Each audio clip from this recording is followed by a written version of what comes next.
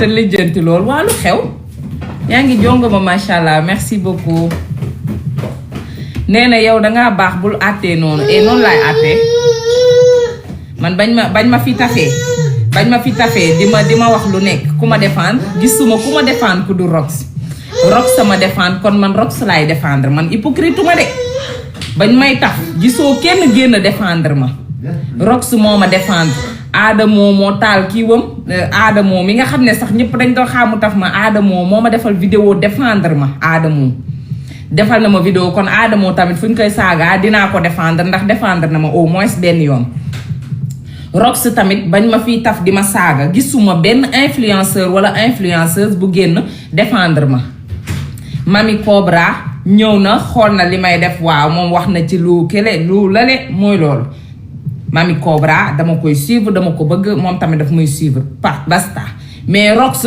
dafa yéeg ci live naka la tudd sax live xale bu góor ba nu mu tuddati sax fi Rox yéegoon kooku nu mu tudd xale bu góor bi Rox yéegoon di ma défendre nu mu tudd waaw le juge merci naturel girl le juge moo ma doon liveal dégg naa le juge xamul lu xew moom it waaw ma riirandoo bi la comme ñeneen ñi rek doomaraam yeneen yi li ñuy def rek xam nga rek dégg ma riirandoo nit am buzz rek ñu jël la taf la pour am ay buzz mooy góor yu xuuxaan yooyu noonu doomaraam yooyu yaa ngi comprendre ñooñu dañ ma riirandoo lañ juge tamit erreur boobu la naroon def dégg naa ndax man live boobu ak lii may naan barke alxuraan karim Rox ba mu doon wax fekkewu ma ko Adamo tamit ba mu doon wax fekkewu ma ko nit ñee ma ko wax ne ma Rox yéeg na fa défendre la Rox yéeg na si live juge défendre la loo tax juge xaw a teey ci mbir mi ba kii nee na même MMK t'a défendu ah bon waaw MMK man xaw ma ne woon sax MMK daf ma défendre tu vois loolu yëpp xaw ma ko woon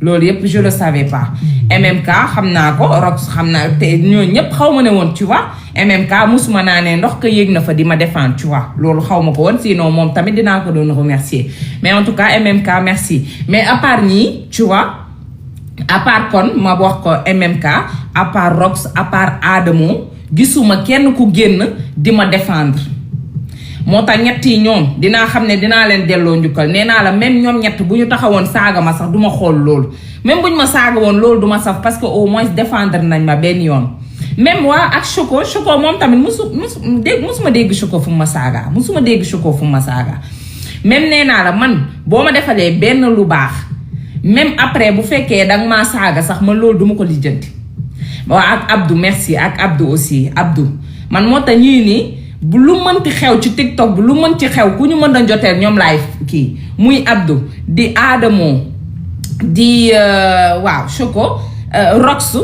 Rox moom ku mu joteel maa ngi fa parce que man Rox sama sœur la dara xewul bu dee dara xewul sax Rox sama sœur la kon Rox dafa taxaw fu ne di ma défendre yenn saa ma yëg si live am sax muy xas ñi may taf di leen xas di leen saaga lu ne mu wax leen ko xaw ma ne woon MMK yaa ngi woon di ma défendre kon mon frère toi aussi je te remercie parce que je le savais même pas mu ngi noonu en tout cas moom xaw ma Rox ku mu joteel de waaye Rox moom ku mu joteel yaa ko tooñ man moom ci wetu Rox laa nekk loolu moom na leer ni midi man Rox laay défendre aw ma leneen lu ma ciy teg man Rox laay défendre tey Rox laay défendre suba Rox laa xam xaw ma keneen TikTok ba xaw ma fi kenn ku du Rox laa fi xam avant TikTok kon tey Rox laa xam bu dee défense day am Rox laay défendre na leer man défendre ma keneen xaw ma keneen Rox laa xam xaw ma nag lu xew parce que bugguma rek ñëw rek taal dëkk bi yaa ngi comprendre ndax man samay wax du doy ndax bu ma commencé rek damay tooñ te bugguma tooñ buggaalewu ma tooñ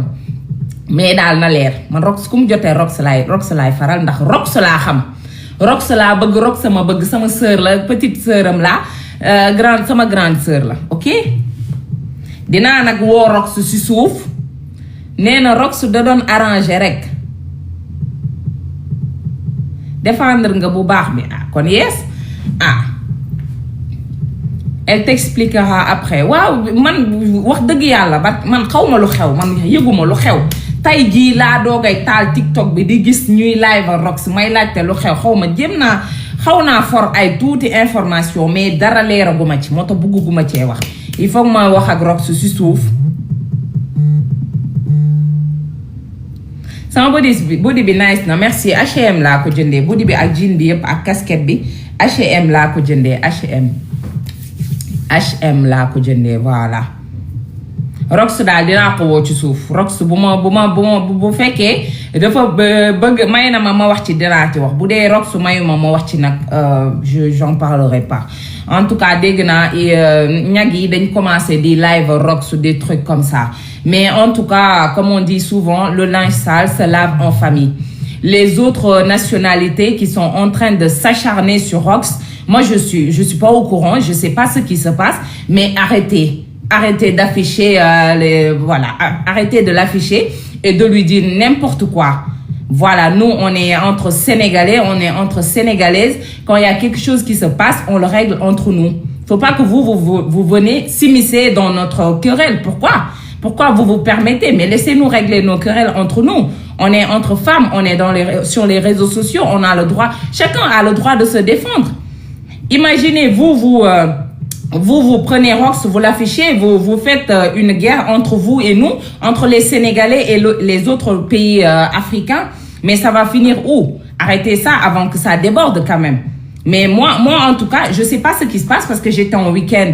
Là, je viens d'arriver. Je viens juste de savoir que vous vous acharnez sur ma sœur. Rox, c'est ma sœur. C'est ma sœur Rox. C'est ma sœur. Alors, j'ai le droit de la défendre. Et je défendrai Rox contre vents et marées. Alors, arrêtez de s'acharner sur elle. Franchement, ça se fait pas. Elle ne vous a rien fait. Elle a parlé avec je ne sais qui. Encore une fois, je suis pas au courant de l'histoire. Je vais appeler ma sœur Rox pour en savoir plus. Et là, si elle me le permet, je vais venir en parler ici parce que moi aussi, j'ai du monde qui me suit. Je vais en parler et permettre à beaucoup de gens qui peuvent pas en parler autre part de venir en parler ici et on va en débattre. Ne faites pas le truc de querelle entre le Sénégal et les autres pays africains. Arrêtez ça avant que ça déborde. C'est nous, entre nous, si on se dispute entre nous, c'est à nous les Sénégalais de régler ça entre nous. Si on veut, on se dispute. Si on veut, on s'insulte de mère, de père, de tout ce qu'on veut. Mais nous, les Sénégalais, on est comme ça. On se dispute si on veut, mais quand tu touches à un seul Sénégalais ou à une seule Sénégalaise, nous tous, on se mobilise pour prendre parti pour le Sénégalais ou la Sénégalaise. Nous, on est comme ça. On ne touche pas à l'un d'entre nous ou à l'une d'entre nous. Alors, faut arrêter de s'acharner sur Rox comme ça, comme si elle était seule. Elle n'est pas seule, Rox. On est avec elle. Moi, je suis avec Rox. Que ça soit clair. Arrêtez de s'acharner contre elle comme ça. C'est pas bon de s'acharner contre les gens comme ça. Surtout quand vous connaissez pas le fin fond de l'histoire. Moi, je connais pas le fin fond de l'histoire. Je suis là, je parle, mais je connais pas. Du coup, je veux pas insulter ni Jean ni Paul avant de connaître la base de l'histoire. Du coup, je vais appeler ma sœur Rox parce que c'est avec elle que je parle, pas avec quelqu'un d'autre. Et quand elle va m'expliquer l'histoire, c'est elle que je vais croire parce que Rox, c'est pas le genre de personne à dire n'importe quoi. Rox, elle est tellement cash dans ses propos que soit tu l'aimes, soit tu la détestes. Elle est comme ça. Tu l'aimes ou tu la détestes. En tout cas, elle est cash. Elle cherche pas à plaire aux gens, elle cherche à rien faire. Non. Elle parle naturellement comme moi je parle naturellement. Moi aussi, je suis cash. Tous les Sénégalais savent ça de moi. Il y en a énormément qui me détestent, il y en a énormément qui m'aiment. Pourquoi? Parce que je suis comme ça. Je peux pas changer parce que les gens me disent change. Non. Je change parce que je veux changer. Je reste comme je suis parce que je veux rester comme je suis. Alors, arrêtez de s'acharner sur elle. Écoutez, si vous voulez défendre quelqu'un, libre à vous. Comme moi, si je veux défendre Rox, libre à moi. Mais si je défends Rox, je vais pas, diaboliser la personne avec qui Rox s'est querellée. Je ferai jamais ça parce que je la connais pas. Je connais pas cette personne et j'ai pas envie. J'ai pas envie. Moi, c'est Rox. Et personne d'autre parce que je m'en fiche des autres. Moi, tu t'en fiches de moi, je m'en fiche de toi. Mais royalement. Mais arrêtez, laissez-nous tranquilles, régler nos querelles. Si on se querelle entre nous, faut qu'on le règle entre nous. C'est tout. Vous réglez vos querelles entre vous. Vous avez tellement de choses à régler entre vous, mais faites-le. Nous, on ne s'immisce pas dans votre vie. Alors, faites pareil pour nous. C'est tout. Laissez-nous régler nos problèmes. Mais moi, en tout cas, Rox, je suis avec toi, ma soeur. Je suis avec toi à 1000%. Que tu aies raison ou tort, je m'en fiche royalement. Tu m'as défendu quand tout le monde me crachait dessus. Alors aujourd'hui, je suis là pour te défendre. Contre vents et marées. Contre tout et tout. Contre tout le monde et contre tout. Je m'en fiche des qu'on dira-t-on parce que moi, je me suis toujours fichu des... qu'est-ce qu'ils vont dire de moi? Ça, je m'en tape royalement de ce que les gens vont dire de moi. Personne ne me connaît, je connais personne. Qui n'est non? Attends. Marichou, tu dis mort de rire, vous êtes tous pareils. Alors, va te faire enculer. OK? Sors de mon live, je vais bloquer le fils de pute que tu es. Ou la fille de pute que tu es, tout simplement. Merci. Bye. Pétasse. Voilà. Mais bébé, il y a une chose aussi que je vais dire aussi. Bon, je vais appeler Rox parce que comme je vous l'ai dit, je vais pas dire n'importe quoi parce que je suis pas au courant des choses. Mais je vais appeler ma soeur pour lui demander ce qui se passe. Égard à quelqu'un qui a fait du mal à Rox parce que je vais te casser la gueule. Parce que ma soeur, on touche pas à elle. Non, Rox, on touche pas à elle. Non, non, non. Personne ne touche à Rox. C'est ma soeur. Et je suis là pour la défendre. Contre tout le monde s'il le faut. Alors je vais lui demander, moi, tout ce que Rox me dira, c'est elle qui a raison. Peu importe ce qu'elle me dira, mais c'est elle qui a raison. C'est les autres qui ont tort. Ouais, je défends Rox. Vive Rox, voilà, vive Rox et vive Rox, tout simplement. Alors, mes amis, on va prendre les appels, mes chéris, on va prendre les appels, mais le problème, moi, il faut que ma wax leen dara aussi. Nee na am nga si droit si, am naa si droit, Rox sama sœur la. Man keneen bu génnoon défendre ma, bu Rox défendre woon, et ce n'est pas, j'aime bien ce cadeau-là. Si Rox ne m'avait pas défendu quand tout le monde m'attaquait là, bah j'allais pas être là à parler pour Rox. Hein. Ah non, j'allais rien dire. Si la personne avec qui Rox s'est querellé, c'était la personne qui m'avait défendu et que Rox ne l'a pas fait, bah j'allais prendre parti pour cette personne-là. Hein. Ah bah moi c'est comme ça, moi je leur rends l'appareil.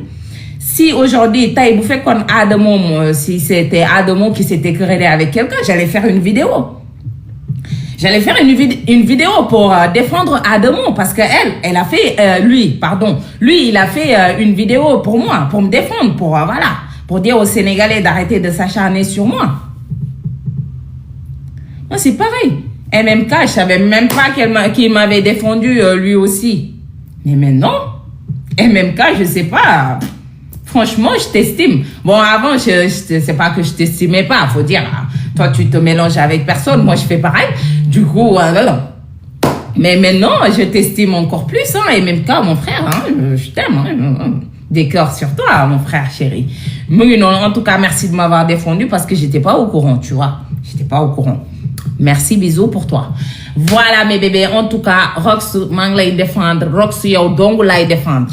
yaa ma défendre ba kenn jugulee yaa njëkk a jug défendre ma ci TikTok bi fu ne nga ma défendre fu ne man mun naa défendre sam bopp waaye yenn saa yi aussi bu la nit ñi di défendre day neex ci xol nga xam ne tu n'es pas seul tu vois moo tax Rox man je suis avec toi hein. Man je suis avec toi Rox à 1000% je suis avec toi à 10 milliards %, je suis derrière toi que tu aies raison ou tort que nga wax dëgg ou waxoo dëgg man maa ngi si sa wet loo wax loolu laa wax loo waxul loolu laa wax man je suis avec toi c'est tout je connais pas les autres c'est toi que je connais t'es ma soeur je suis ta petite soeur t'es ma grande soeur et voilà je t'appellerai après mon live ou demain je sais pas en tout cas je t'appellerai et j'écouterai ce que tu me diras sur le problème parce que je suis pas au courant et voilà si tu me permets je fais un live si tu dis que tu laisses tout tomber bah c'est pas grave je laisse tomber. Sinon, je ferai un live pour te défendre parce que je peux le faire. Je m'en fiche des qu'en dira-t-on encore une fois. Ah, mes bébés, j'ai oublié de vous dire aussi que commentaire Rox n'a rien fait. Le bar règle le petit bougon. Quand si Rox n'a rien fait, alors je comprends pas pourquoi tout cela. Je comprends pas. Là, mon tarnier acharné ou comme ça. Franchement, je sais pas. Je comprends ma situation nous me demee comme encore une fois dina len même bu may défendre Rox duma ñëw aussi di xalab qui que ce soit man je suis pas comme ça. Je suis pas comme ça. Man duma togn nit ku ma tognul duma la togn man meluma non. Mais en tout cas, dina défendre Rox. Lool mom c'est clair. Man Rox la faral. ñak yi dugg ci problème bi. waaw loolu kay laa dégg naa ñekk yi ñoo nekk di sonal Rox man loolu moo ma metti pourquoi ñun loolu sénégalais sax waruñu koo seetaan waruñoo seetaan loolu non on peut pas permettre cela on peut pas permettre que d'autres nationalités viennent salir une de nos sœurs ou un de nos frères on doit pas le permettre si on doit s'insulter se battre on le fait entre nous que ça reste entre nous mais que d'autres gens viennent s'en mêler non ça on va pas le permettre moi-même l'autre avec qui Rox s'est querellée même si je la connais pas si elle a des problèmes avec d'autres nationalités je vais prendre sa partie parce que tout simplement c'est une Sénégalaise comme nous moi je vois quelqu'un qui maltraite les Sénégalais je prends parti pour le Sénégalais ou la Sénégalaise ça c'est sûr non parce que je suis sénégalaise chacun se mêle de sa merde non chacun s'occupe de sa merde c'est tout on a tous des merdes chez nous et des problèmes chez nous alors que chacun règle ses problèmes et laisser les autres régler leurs problèmes c'est simple comme bonjour voilà mes bébés en tout cas dinaa leen wax dara aussi commentaires yi dinaa ko tëj tey nag tey peut-être comme dañoo yéex a commencé tey duma ko tëj mais à partir de demain nee na il faut respecter nos mères lan moo fi andi il faut respecter nos mères dama fee saaga kenn ndey kan moo fi respecté wul nos mères oui il faut respecter nos mères lu ko andi ci wax ji mais il faut respecter nos mères lan moo ko andi ci wax ji tamit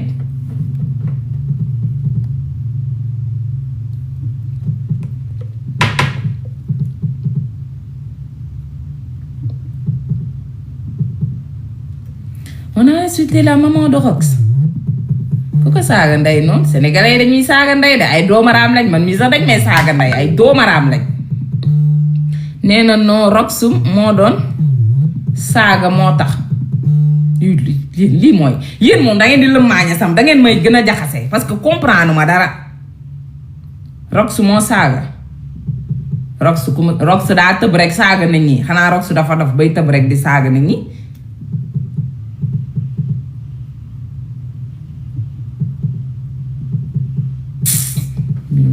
yéen duul bu leen ma expliquer bàyyi leen rek ma woo Rox moom moo expliquer ma bu leen ma expliquer may leen ma ko rek maa leen ko ñaan sarax leen ma ngir yàlla bu ma kenn expliquer bàyyi leen ma bu ma paree man dinaa woo Rox nettali ci gémmañu borom la dàqee dama amul temps rek parce que affaire dama ko yéex a jot mais bu ma ko teeloon jot dinaa kon woo naa Rox bu yàgg moo expliquer ma lu xew on l'a insulté en premier mu ngi noonu on l'a insulté en premier waaw ku ñu saaga doo fayu buñ la saagaa kay da ngay fayu am na ñoo xam ne buñ leen saagaa dañuy noppi waaw loolu mën na ko mais am na ñoo xam ne on a insulté Rox elle a répondu kon kay xayru bu dee dañ koo saaga mu fayu kay loolu luy problème bi loolu kay du problème loolu du cas wala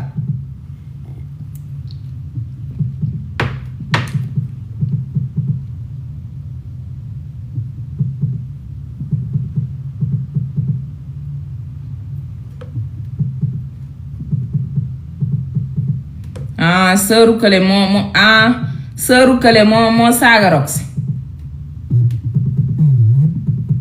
sëru kële moo saaga Rox après Rox fayu voilà loolu ngeen bind de xaw ma nag c'est vrai waaw c'est ça mais sëru kooku kay comme yéen ñaaree na bokk kay sa sër bu ko saaga Rox fayu luy kaa bi loolu problème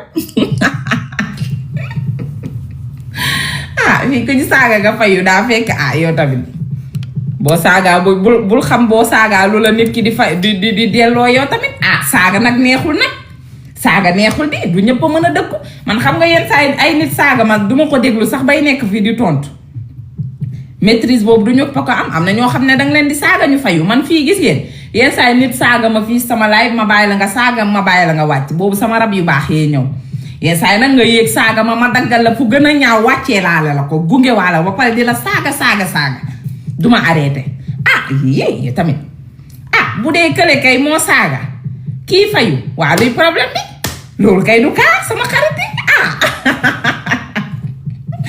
luy kaa bi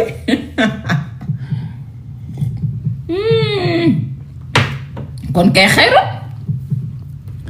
kon kay xayrun nag sama gaañi xayrun yow tamit man mii yenn saa yi duma saaga de yenn saa yi nit wax ma dara ma toog ma ne duma la ton waaye yenn saa yi sama rabi joolaa yi dañuy ñëw rek tànk bi ñëw ma laay ba la saaga la ay ndey ba yow sa yaay bu ko déggee dootul nooyeeti fi mu toog day pët-pëti kon nga xam ne ay ndey ci ñëpp la ne fi moom ku ñu saaga da ngay fayu wax dëgg yàlla ku ñu saaga nga fayu rek boo rawoon saaga boo xamee ne bu ñu la saagaa yow boo saagaa nit ki macha allah bu nit ki fayoo day métti bul saaga bul saaga bul saaga loolu du kaa bul saaga après daal dinaa woo Rox moom moo expliqué ma parce que man li ngeen di wax noonu je comprends rien man nee naa leen Rox laa faral kon waaw man Rox laa faral même bu tooñee Rox laa faral man sama dul nekk ci loolu nañ jël kaa yi nee naa leen nag il faut ñu waxtaan en tout cas je m'en fiche nañ bàyyi waxu loolu man bàyyi leen ba ma Rox expliqué ma Binouche baby neen tu es Joola waaw man je suis Joola Sonko laa sant man je suis Joola je suis Peul et Joola métissé entre Peul et Joola maa ngi ci Peul yi maa ngi ci Joola yi je suis métissé voilà mu ngi noonu en tout cas mes bébés il faut ma wax ak yéen nañ bàyyi kaaw Rox ba ma dem laajte Rox ba pare parce que bugguma tooñ aussi yeneen comprendre parce que seen yéen aussi da ngeen di jaxase ay nit ay seytaane ngeen ñu ci bëri ay seytaane lañ dañ jaxase ñëw naan la lii bu ko defee man tam ma nekk fi ratatati ba tooñ te bëgguma tooñ damay dem bu ma Rox expliqué nee naa bu ma nee bàyyil mu sedd dinaa bàyyi mu sedd bu ma nee nag waxal dinaa wax lu ma ci xalaat sans offenser qui que ce soit parce que du ma tooñ mu ngi noonu